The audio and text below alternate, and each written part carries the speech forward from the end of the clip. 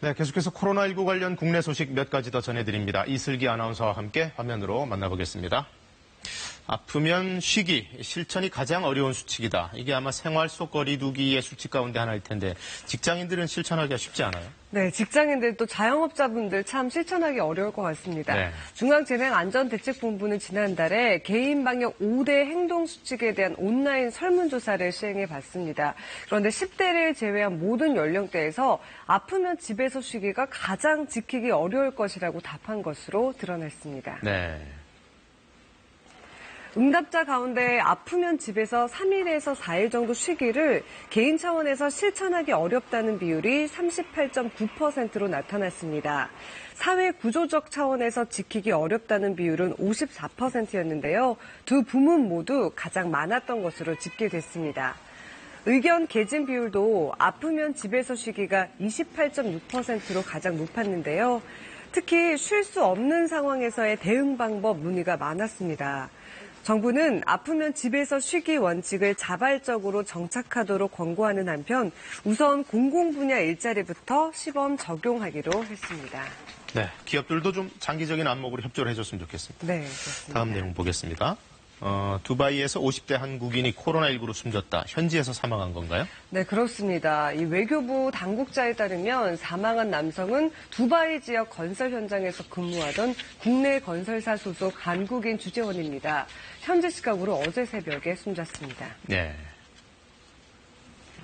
이 남성은 코로나19 확진 판정을 받았는데요. 그 이후 지난달 11일부터 두바이에 있는 한 병원에서 입원 치료를 받았습니다. 하지만 병세가 악화돼서 숨진 것으로 전해졌습니다. 외교부는 장례 절차 등과 관련해서 현지에서 계속 영사조력을 제공할 방침입니다. 또 앞서 지난달 10일에는 스페인에서 80대 한국인 남성이 코로나19로 숨진 바 있습니다. 네, 마지막 하나 더 볼까요? 네. 내일부터 국립중앙박물관 예약제 재개관, 그러니까 문을 다시 열긴 여는데 예약한 분들만 들어갈 수 있다는 얘기네요. 네, 내일부터는 방문하실 수 있을 것 같습니다.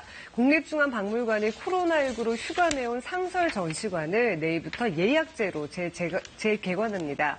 국립중앙박물관은 일부 전시품을 교체하고요. 전시관 내 휴게 공간을 조성하는 등 재개관을 앞두고 박물관 곳곳을 새단장했다고 밝혔습니다. 네.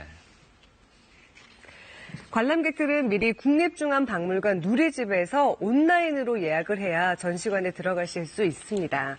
특히 생활 속 거리두기 실천을 위해서 시간당 관람객은 300명 정도로 제한이 되는데요. 모든 방문객은 입구에서 마스크를 착용해야 하고 발열 검사를 받아야 합니다.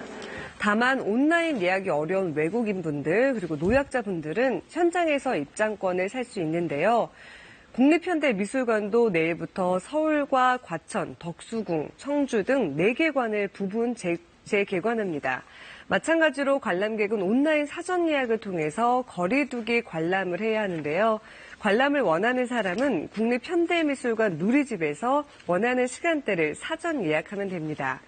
박물관과 마찬가지로 미술관에 들어갈 때에는 마스크를 쓰고 또 발열 검사를 받아야 입장하실 수 있습니다. 네, 박물관, 미술관 아니더라 뭐 어디를 가더라도 아직은 마스크를 좀 착용해 줬으면 좋겠습니다. 착용해야죠. 네, 오늘 잘 들었습니다. 고맙습니다.